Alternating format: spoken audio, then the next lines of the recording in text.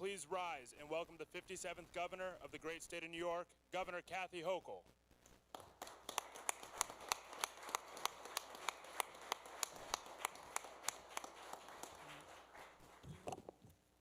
Good morning. I just had a mom-to-mom conversation with Carrie Scribner. She and her husband Dan and great friend Nick's godfather, the former mayor of Ballston Sproul, John Romano. Carrie should be wrapping presents for Nick this year. She should be, please sit down. She should be, celebrating a 4-month-old baby's first Christmas with her entire family intact. But that is not the Christmas that Carrie and her family can look forward to this year. Indeed, it was just over a year ago where their lives changed so dramatically. Because everything I do as governor is to protect New Yorkers, everything. And there's sometimes you feel a little helpless because there's someone you weren't able to protect. And that is a young man, 24-year-old Nick Scribner. So today we're addressing an issue that I believe ultimately will keep New Yorkers safe. That the story that was elevated with Carrie's powerful voice, unexpectedly thrust into the role of an advocate, given the choice, as others do, to retreat into the pain and the anguish of the unspeakable loss of a child, or to turn around and try to save other families from knowing the pain that she and her family have experienced because of the loss of her beloved son. She became a fierce advocate, gathering with other families that she found a spirit of decor with, other families that lost their children for a drug that people thought was absolutely harmless. It's natural, grows in the wild, it's not made in a lab. It must be safe. And they and other families found that was not the case at all. So I thank her for being the champion that this cause needed, those who rallied around her. Also, the advocates who got together. I want to thank all of you for giving of your time to spare other families this pain. And our sponsors of bills. Many times we can address problems by getting together with their colleagues in the Assembly and the Senate, talking about the options, how we can address crises or a problem, and then it lands on my desk. I want to thank bill sponsors Senator Pat Fahey, Senator James Skoufis, Assemblymember John McDonald, and Assemblymember Phil Steck, who you'll all hear from in a few moments as they can talk to you about why they were felt so compelled to take these steps. Now, kratom is a largely unregulated herbal substance from Southeast Asia. It's ground into powders and capsules and teas and liquid extracts.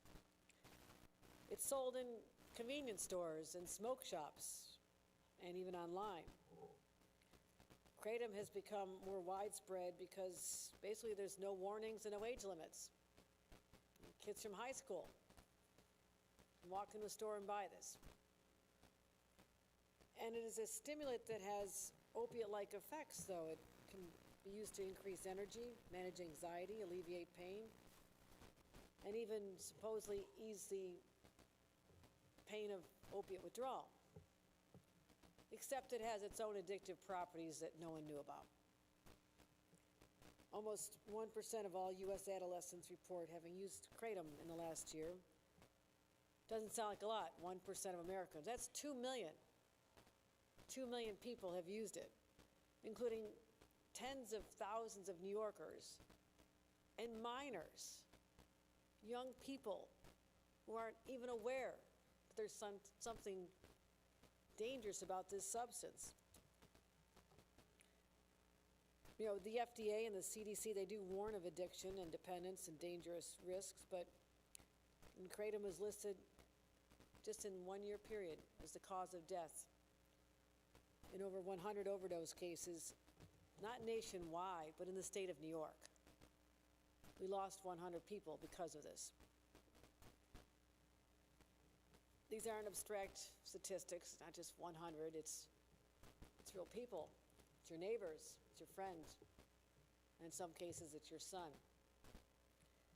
Young people like Nick Scribner, he died in 2024 from a respiratory arrest caused by kratom intoxication. That's what was said, kratom intoxication.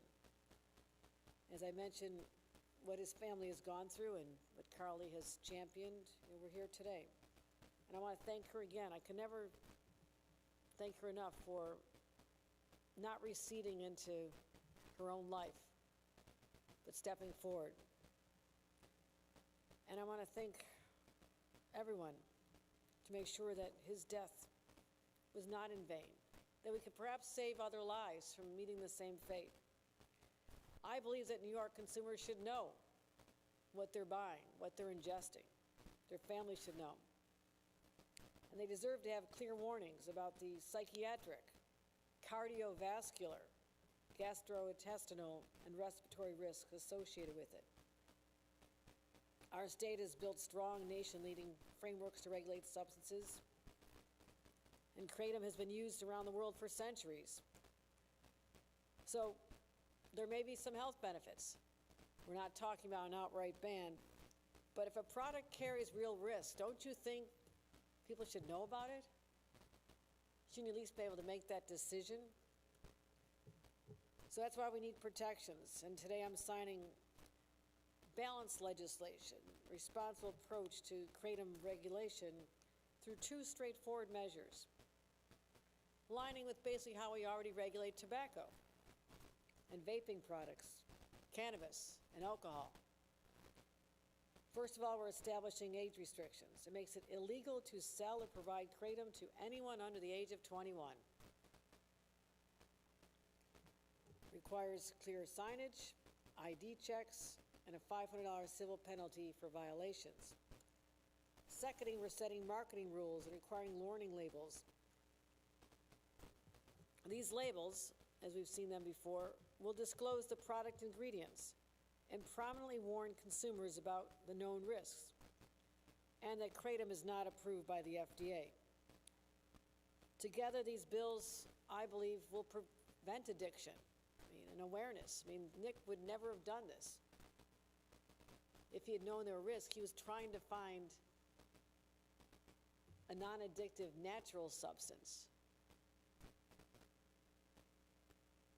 I think we can avoid more tragedies with these. We talk about protecting families and kids, and I want to thank my fellow champions for trying to do just that here today. I'm proud to cite this. But there's a part of me that wish I didn't have to.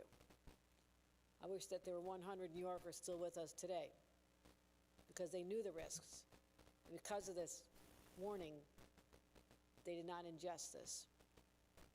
But alas, we are here today, going forth into a new year shortly with new warnings and hopefully giving people a new lease on life and sparing other families, as I mentioned, what this incredible family has gone through.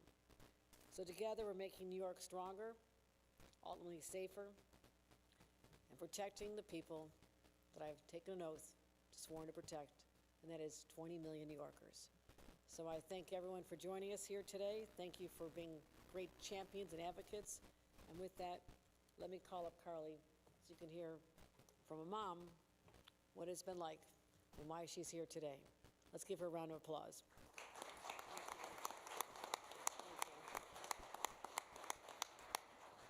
Good morning. Nick was my youngest child, and he was quiet and introspective. However, he could always tell the perfect joke at the perfect time. His timing was flawless. He worked at the Village of Ballston Spa Pool for 4 years and decided he didn't want children after realizing how little children listen. And studied and had a great new job for the county, had his own place, a new vehicle, And we knew he was on to a great start for a young man. And then kratom took his life. The side effects took his life. When you lose a child, you have, or any loved one, you have a choice of what you can do. And I took the former choice for a little while, and that was to take to my bed. But shortly after, Nick's stepson and godfather, who are here today, helped me start researching kratom and realized how unregulated it was. And Nick, in fact, took it thinking it was an herbal health supplement. He was hoping it would help him with his chronic insomnia, give him more energy, and build up his immune system and make him real healthy. But within 6 to 8 weeks, he was hooked, didn't even know why, couldn't even put his finger on it because he was taking something that was an herbal extract and a health supplement. We miss him. We miss him. People say I am very brave, but Nick is the real hero, as are my comrades here in getting this bill together. I have had nothing but empathy, compassion, and support from everyone that I talked to in the legislature. No one misunderstood. Everyone went to action immediately on Nick's behalf. I would also like to say a word about the Saratoga County officials, my hometown, who let me into the town meetings. I was just a mom. Let me speak about Nick and about kratom, and also took action. We picketed. I met other moms, and we made our signs, and we picketed places like little mini marts and gas stations that sold kratom to anyone that walked in. I went into a mini mart shortly after Nick's demise, and there was a mini cooler right by the front door that had a unicorn seltzer with little sparkles coming out of her face. It's flavored strawberry, and read the very tiny, tiny, tiny lettering on the bottom that said contains kratom. And no one even knew what kratom was. So it has been my honor and pleasure to work with these folks here. I feel Nick's presence with us. I feel there will be fewer Nick Scribners who succumb to this drug, and more people engaging in the ripple effect that something like this has. We don't need to lose more young people to this. The word has spread, and I am very grateful. Thank you.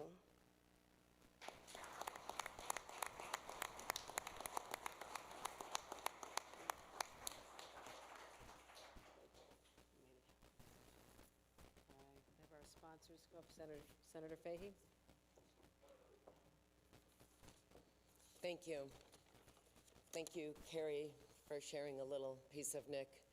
Thank you, Governor, for taking the time during what is a really busy holiday season. We're on the cusp of Christmas, often a celebratory time, but as Carrie said, not for all.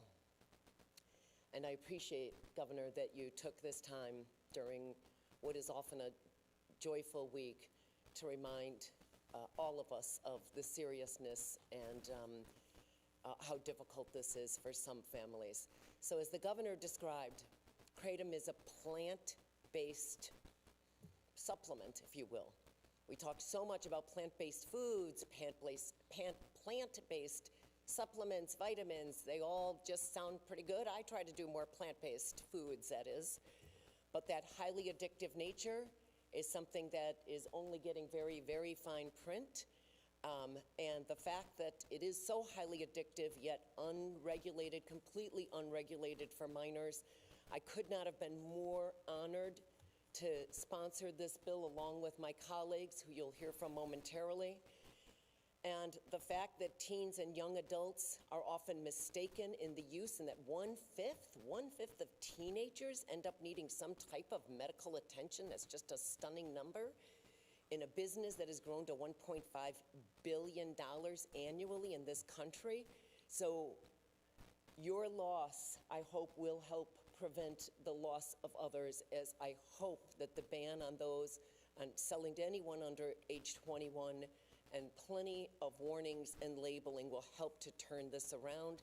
The FDA, at least the FDA of old, the FDA we used to know, did warn us about kratom in 2017, but that's not enough. We need to go to the next step here.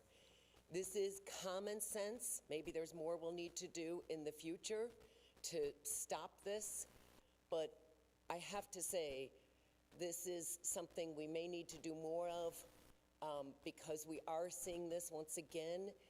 Science and government are struggling to keep up with these new natural supplements. And so it is incumbent upon us to help families, to help young people navigate this.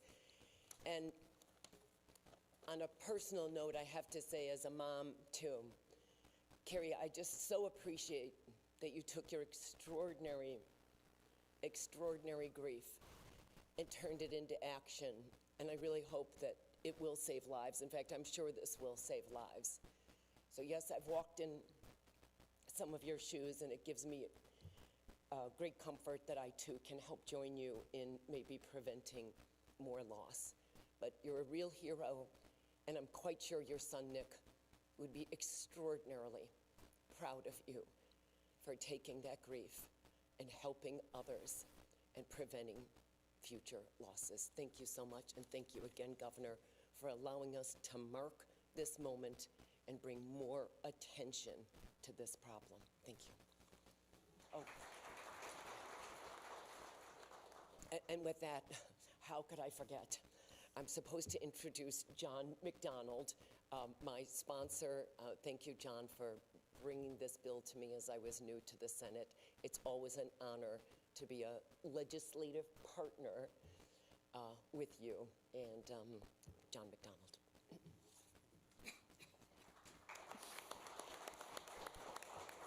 Thank you, Senator. And Governor, thank you for providing your signatures to these two important bills. My experience with the age limitation bill dates back about 15 months ago. Tim Murdoch here with Nopiates, and also Sergeant Jessica Denegar with the New York National Guard. We met out in Scotia, and they showed to me the surveillance they've been doing throughout the capital region, particularly in Rensselaer County and Troy, and the abundance of all these products that were in many of the corner stores. And I went out and did a little bit of reconnaissance myself, grabbed a few of these. I was amazed at how easy it was to pick it up and how small the print was, and that's not because I'm getting older. And it led me to work with Pat and to work, obviously, with Carrie to push this legislation, to put age restrictions. These are very common sense, logical first steps towards regulating a substance that has been around for multiple generations. It's not lost on any of us that this is the holiday season. It's a season of joy. Sadly, for families like Carrie's and many others, it is a season of sorrow as well. It is my hope that the legislation that we've collectively worked on together will bring greater days of joy for many families to follow. And now it is my pleasure to introduce a former colleague in the Assembly who thought it was greener over in the Senate, and that's Senator James Skoufis.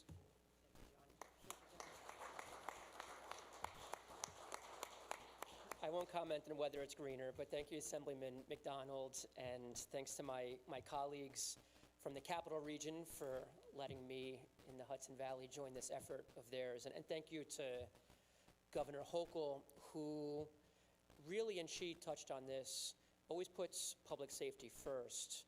At first blush, this looks like and is a consumer protection set of bills. More importantly, in my mind, it is a public health statement that we're making today, and most importantly, is a public safety statement that we're making today. These two bills will keep New Yorkers safer, so thank you, Governor Hochul, for always prioritizing safety in our state. The only other thing I would like to say, as a father of a 4.5-year-old, and you know, there's a lot of hyperbole in politics, and I'm guilty of it sometimes, we're all guilty of it sometimes. It's just politics. When we're at events, we want to really stress certain points. It is not hyperbolic when I say that what the Scribner family, Carrie, and her family have gone through, what Senator Fahey has gone through, It is unthinkable to me. The loss is unimaginable, to bury your own child. I don't know how anyone that goes through that experience is able to go on in life. I don't know how I would be able to. It is unthinkable, literally. And so, Lori, she says that she's not courageous. People say, thank you for your courage. You are courageous, Lori, for what you've done. Because I don't know how most people are able to look forward after what you've gone through. And I want to thank you, Lori, and your family and the advocates for pushing us to do something in light of what happened to you. These are common sense, as my colleagues have stated. There's common sense measures. These are measures that not maybe will save lives. These are measures that will save lives, especially young lives here in New York. So thank you again, Governor Hochul, for signing these measures and making New York safer. Now it's my pleasure to introduce Assemblyman Phil Steck. Thank you. Thank you, Senator. The problem that we're addressing today actually dates back to the 1990s. You may all recall that during the 1990s, we deregulated the financial industry, and it led to the crisis of 2008. At the same time, we also deregulated nutritional supplements. Previously, they had to be approved by the FDA. Now, the FDA had to step in and prevent them from going to market. And as we have seen with Kratom, they issued strong disapproval, but nonetheless, these were common and on the shelves and posing danger to people like Carrie's son. I want to thank Carrie for bringing this issue to my attention as chair of the Committee on Alcoholism and Substance Abuse in the New York State Assembly. I was invited to a meeting by Carrie's Assemblywoman, Mary Beth Walsh, and we discussed the matter, and then went right to work on drafting legislation that would put warning labels on this product. And I thank the governor for adding to some of the things that we had proposed. So this is unfortunately a situation we are in with a lot of substances that are on the shelf, and I'm certainly hoping that this can be a springboard to doing some constructive legislation that hopefully will save lives in this area. Thank you very much. That concludes our speaking program. We invite the rest of the family, Commissioner McDonald, to join the sponsors as the governor signs this legislation.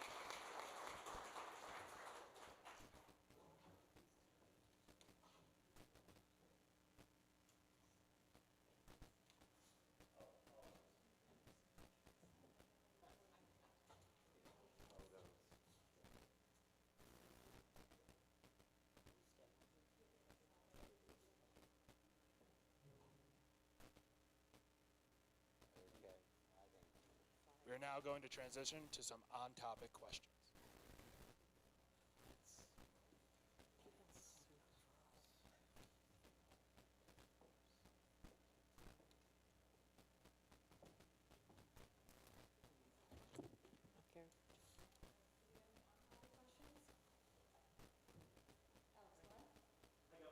Karen? I'm just curious, you said that this is a first step. Would you consider expanding beyond just limiting it for people under the age of 21? And would you in the future consider a statewide ban on it? I'm willing to consider anything to save lives in the state of New York. So let's work with the legislature and look at the data and look whether any improvements have been made, whether the FDA has decided to take any other steps. So no, it's certainly an issue that is evolving. This is a first step today, but it's still on the table. For Commissioner McDonald, I'm just curious if the health department has any specific thoughts or guidance or research that has been done at the state level about kratom and its impacts, or what are you tracking? Thank you. So, kratom, I still think it's a word that people aren't quite used to. It acts like an opioid, is what we often say, but it actually binds to the same receptor as morphine in your body. So it really is addictive. And I think it's just important to understand that the pharmacology of this is well known. And kratom, it isn't just one drug. It's dozens of psychoactive substances. The active ingredients, mitragynine, 7-hydroxymitragynine, the ones that are most well known, but they're the ones that act like an opiate. And people do become addicted to it. I think it's important to know that if you're someone who's addicted to kratom, there's hope. You can get treated with the same medication that we use to help people with opiate addiction. Buprenorphine, for example, is one that's very effective for this. Another thing that people should know is if you experience an overdose with kratom, someone who's had an overdose with kratom, you should try naloxone, the opiate antagonist, as well. So I think these are a couple things people should have in mind when you're considering kratom. I think this is just a wonderful example, though, of legislation coming from a grieving mom. Quite frankly, this is avoidable. It's preventable. It's really critical to help New Yorkers this way. So thank you. That concludes our program, folks.